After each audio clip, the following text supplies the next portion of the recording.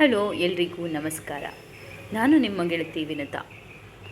ನಾವು ಇವತ್ತು ಮನೆಯಲ್ಲಿ ಈ ಚೀಸ್ ಗಾರ್ಲಿಕ್ ಬ್ರೆಡ್ ಅಥವಾ ಗಾರ್ಲಿಕ್ ಬ್ರೆಡ್ನ ಈಸಿಯಾಗಿ ಮನೆಯಲ್ಲೇ ಹೇಗೆ ಮಾಡ್ಕೊಳೋದು ಅಂತ ನೋಡೋಣ ಬನ್ನಿ. ಮೊದಲಿಗೆ ಒಂದು ಕುಕ್ಕರ್ ತೊಗೊಳ್ಳೋಣ. ಅದಕ್ಕೆ ಕಾರ್ನ್ ಹಾಕ್ಕೊಂಡು ಕುದಿಯೋಕ್ಕಿಡೋಣ. ನಾವಿಲ್ಲಿ ಈರುಳ್ಳಿ ತೊಗೊಳ್ಳೋಣ. ಈರುಳ್ಳಿನ ಸಣ್ಣದಾಗಿ ಕಟ್ ಮಾಡ್ಕೊಳ್ಳೋಣ. ಈ ಸಣ್ಣದಾಗಿ ಆಗಬೇಕು ಇದೆಲ್ಲ ಈರುಳ್ಳಿನೂ. ನಂತರ ಕ್ಯಾಪ್ಸಿಕಮ್ ತೊಗೊಳ್ತಾ ಇದ್ದೀನಿ. ಇದನ್ನು ಒಳಗಡೆ ಬೀಜಗಳನ್ನೆಲ್ಲ ತೆಗೆದುಬಿಟ್ಟು ಇದನ್ನು ಸಣ್ಣದಾಗಿ ಕಟ್ ಮಾಡ್ಕೊಳ್ಳೋಣ. ಸಣ್ಣದಾಗಿ ಆದಷ್ಟು ಸಣ್ಣದಾಗಿ ಮಾಡ್ಕೊಳ್ಳಿ. ನಂತರ ಒಂದು ಪಾತ್ರೆ ತೊಗೊಳ್ಳೋಣ. ಅದಕ್ಕೆ ಬೆಣ್ಣೆ ಹಾಕ್ಕೊಳ್ತಾ ಇದ್ದೀನಿ ನಾನು. ಬೆಣ್ಣೆನ ಸ್ವಲ್ಪ ಕರಗಿಸ್ಕೊಳ್ಳೋಣ.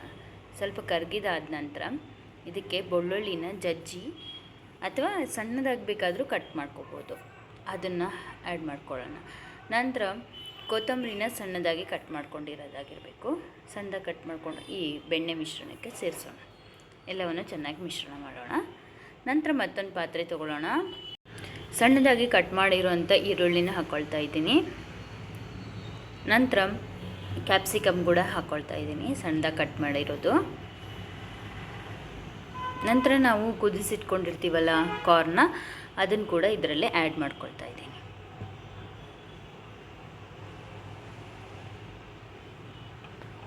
8ರಿಂದ 10 ಮೆಣಸಿನ ಕಾಳುಗಳನ್ನ ತಗೊಂಡು ಸಣ್ಣದಾಗಿ ಕುಟ್ಟಿ ಪುಡಿ ಮಾಡಿ ಅದನ್ನು ಬೆರೆಸ್ಕೊಳ್ತಾ ಇದ್ದೀನಿ.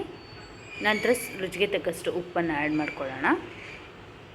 ಎಲ್ಲವನ್ನು ಚೆನ್ನಾಗಿ ಮಿಕ್ಸ್ ಮಾಡ್ಕೊಳ್ಳೋಣ. ನಂತರ ನಾನು ಚೀಸ್ನ ಆ್ಯಡ್ ಮಾಡ್ಕೊಳ್ತಾ ಇದ್ದೀನಿ. ಇದ್ರ ಜೊತೆಗೆ ನಾವು ಪನ್ನೀರ್ ಕೂಡ ಆ್ಯಡ್ ಮಾಡ್ಕೋಬೋದು. ಪನ್ನೀರ್ನ ಎರ್ಜಿ ಅಥವಾ ಪುಡಿ ಮಾಡಿ ಕೂಡ ಹಾಕ್ಕೋಬೋದು. ನಂತರ ನಾನಿಲ್ಲಿ ಚಿಲ್ಲಿ ಫ್ಲೇಕ್ಸ್ನ ಆ್ಯಡ್ ಮಾಡ್ಕೊಳ್ತಾ ಇದ್ದೀನಿ. ಒಣಮೆಣಸಿಕಾಯಿನ ಸ್ವಲ್ಪ ರೋಸ್ಟ್ ಮಾಡಿ ಅದನ್ನು ಸ್ವಲ್ಪ ತರತರೆಯಾಗಿ ಕುಟ್ಟಿದರೆ ಆಯಿತು, ಇದೇ ಚಿಲ್ಲಿ ಫ್ಲೇಕ್ಸ್ ಆಗುತ್ತೆ. ನಂತರ ಒಂದು ಬನ್ ತೊಗೊಂಡು ಈ ಥರ ಕಟ್ ಮಾಡ್ಕೊಳ್ಳೋಣ. ಸ್ವಲ್ಪನೇ ಕಟ್ ಮಾಡಿದರೆ ಆಯಿತು, ಪೂರ್ತಿ ಕೆಳಗಡೆ ಫುಲ್ ಕಟ್ ಮಾಡೋದು ಬೇಡ. ಅದೇ ಈ ಥರ ಆಗಬೇಕದು. ನಾನಿಲ್ಲಿ ಬನ್ ತೊಗೊಂಡಿದ್ದೀನಿ. ನೀವು ಬೇಕಾದರೆ ಪಾವು ಕೂಡ ತೊಗೋಬೋದು. ಪಾವ್ ಭಾಜಿಗೆಲ್ಲ ಪಾವು ಯೂಸ್ ಮಾಡ್ತೀವಲ್ಲ ಅದನ್ನು ಕೂಡ ತೊಗೋಬೋದು.